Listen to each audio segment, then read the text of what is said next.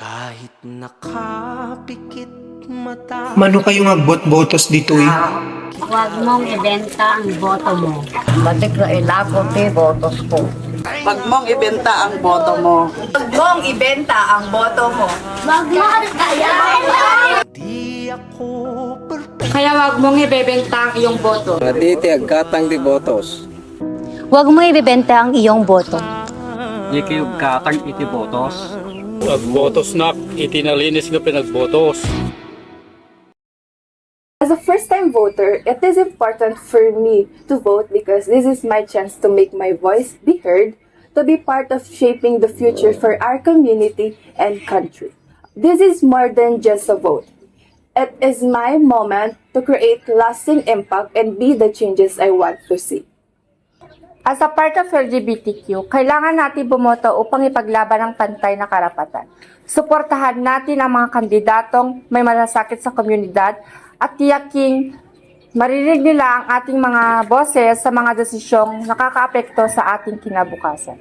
Pilya mo iti makatulong iti pangtaong bayan iti Pilipinas. Kurako utin tanto malaang kita. So subutin tanto malang di kwalita. I-injud ang kwarta iti tattao. Da kayong kang kandidato apo. Madi kayo gatang iti botos. Nagalas tayo tang ugali iti. Ang principle kasi ng iba sa vote buying, kunin yung pera pero bumoto ng iba.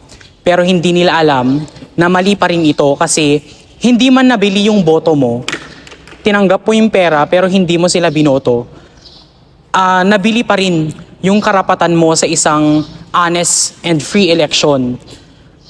Ang isang component ng demokrasya ay integrity of election.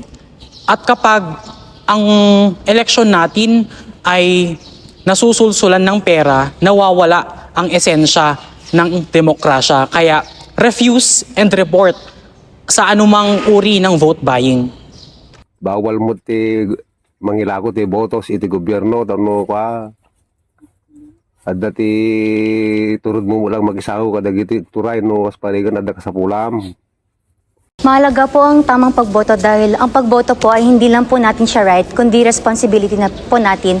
So kapag po magboboto po tayo ng tama, ibig sabihin din po nito is pumipili tayo ng magiging leader natin na kung saan itong mga leader natin is ang pinaka-importante nilang gagawin ay i-serve tayo at ibigay lahat ng mga, hindi naman lahat, kundi ibigay yung mga kakailanganin natin sa ating mga pang-araw-araw at sa ating mga pag-aaral and etc. Mahalaga po ang pagboto at mahalaga po na hindi pagbenta ang boto dahil kasasabi ko nga lang po, nasa hands po natin yung future natin. So kung ibebenta po natin ang boto natin, ibig sabihin po nito ay binibigyan po natin ng chance po yung mga politiko na gawin po yung gusto nilang gawin na hindi align po sa kung anong kailangan natin. Kaya wag mong ibebenta ang iyong boto dahil hindi lamang ito para sa'yo, hindi lamang para sa nakakarami, kundi para sa isang katulad ko. May kapangyarihan ang salapi. Maaari nitong mabili ang labis na paghanga, pagsunod, pambobola. Kaya nitong baluktutin ang paniniwala, huwagin ang prinsipyo, questionin ang moralidad. Kaya nitong busalan ang mga bibig, piringan ang mga mata at ilayo ang katotohanan.